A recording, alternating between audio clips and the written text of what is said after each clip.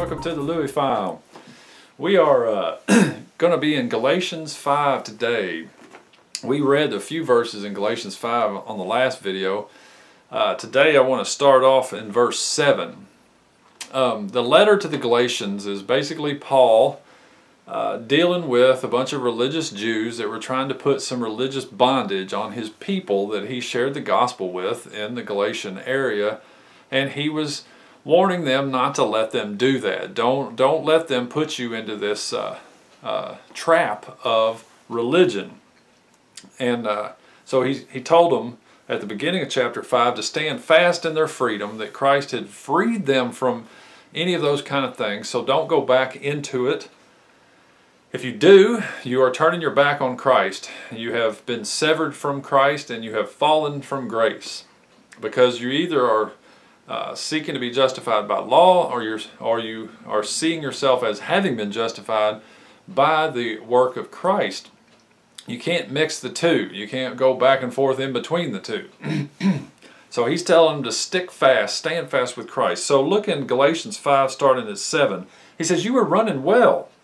Who hindered you from obeying the truth? This persuasion did not come from him who calls you. A little leaven leavens the whole lump of dough. I have confidence in you and the Lord that you will adopt no other view, but the one who is disturbing you will bear his judgment, whoever he is. But I, brethren, if I still preach circumcision, why am I still persecuted? Then the stumbling block of the cross has been abolished. I wish that those who are troubling you would even mutilate themselves." Ow! So there's this group there wanting to tell them they need to be circumcised and obey the law of Moses, and Paul's telling them, no, don't do that. And whoever they are, I wish they would just go ahead and cut themselves off. You know, some translations lead you to believe that he means them, that they themselves, the person, would just leave, would be cut off from your fellowship. But I think maybe he's saying that if they want to circumcise somebody so bad, why don't they just go ahead and do the whole job? Yikes. Ugh. But he's telling them that Paul said, if I was still preaching circumcision, then I wouldn't be going through all the trouble that I'm going through because of the cross. And he says the stumbling block of the cross would be abolished. You know, this is interesting because in the Old Testament, you had this covenant that was symbolized with this circumcision, which is a cutting away of the flesh. In the New Testament, we discover that Christ and him crucified is the real circumcision of the heart.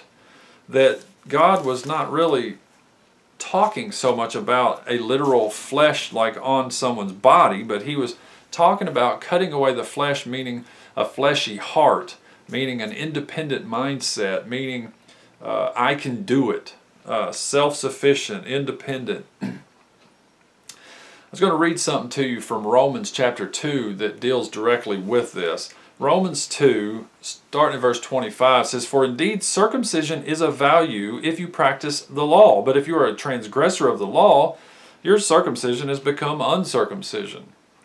So if the uncircumcised man keeps the requirements of the law, will not his uncircumcision be regarded as circumcision?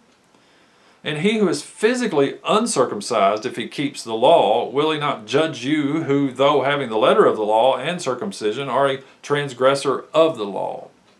For he is not a Jew who is one outwardly, nor is circumcision that which is outward in the flesh, but he is a Jew who is one inwardly. And circumcision is that which is of the heart by the Spirit, not by the letter, and his praise is not from men, but from God."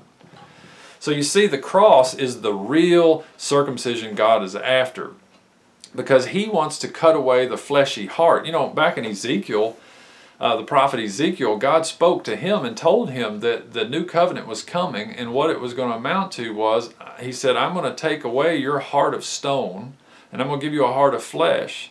He said, then I'm going to put my spirit in you, and I'm going to move you to do my commandments, to do what I say. So the plan of the new covenant is that God was going to move into us by his Spirit, and he would motivate us from within to do what it was that he had us to do. So all this outer law was really only a shadow of what was to come. All this stuff in the Old Covenant was all pointers to Christ and the work that he was going to fulfill. One time I heard a guy give an illustration. He said, have you ever played catch with a dog? He said, you know, you get a stick and you go, come on boy, and you throw the stick. The dog runs and gets the stick and he brings it back to you. You might wrestle with him a little bit with it, but there's always that inevitable moment when you throw the stick and he wasn't looking.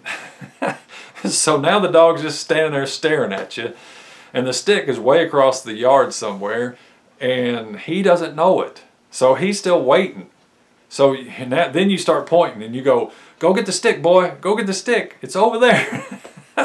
And as you're pointing, he has no clue what that pointing means. So what does he do? He just comes up and starts looking at your finger. He might sniff your finger, might even lick your finger. See, he's caught up on the pointer. He has no idea what it is that you're pointing to. He missed that altogether. And I think that's exactly what's going on with these religious Jews here. Jesus came. I mean, he is the stick. He's who God has been pointing to this whole time. And they are too busy looking at the finger.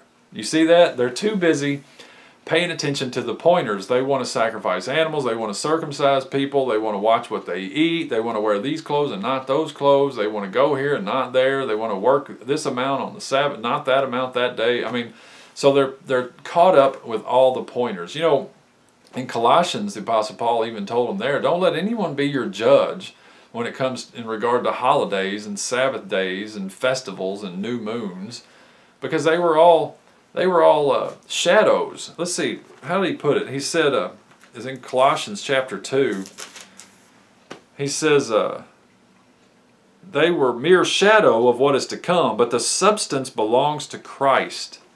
So the real thing is Christ. So Paul, back in Galatians again, he's saying, if I was preaching circumcision, I wouldn't be suffering like I am for preaching the cross. Because if I was still preaching circumcision, the cross would lose all its power. Because I would still be preaching and teaching a shadow and a pointer. When I'm trying to tell you to cling on to the real thing. I shared truth with you. I shared Jesus himself with you. And I'm telling you, don't let him go, and don't let anybody shake you from him to go back to a system that really couldn't do the job to begin with. So, back in Galatians 5, verse 13, he says, for you were called to freedom, brethren. Only do not turn your freedom into an opportunity for the flesh, but through love serve one another. For the whole law is fulfilled in one word, in the statement, you shall love your neighbor as yourself.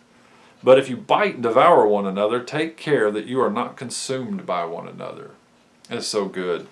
You know, and he says, you were called to freedom. He said, you were called to freedom, but don't turn your freedom into an opportunity for the flesh. Wow, see, this fits right back into Romans 5 and 6, where the Apostle Paul said, where sin abounded, grace did that much more abound, which led to the obvious question, well, shall we sin that grace may abound? And the Apostle Paul said, no, God forbid. He said, if you died to it, why should you be living in it any longer? Why live in it any longer?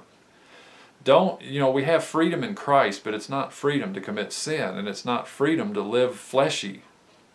It's just not that kind of... And who would want to, right? He's given you a new heart. He's given you his Spirit. He's motivating you from within. You've become one with him. Don't turn back to religion.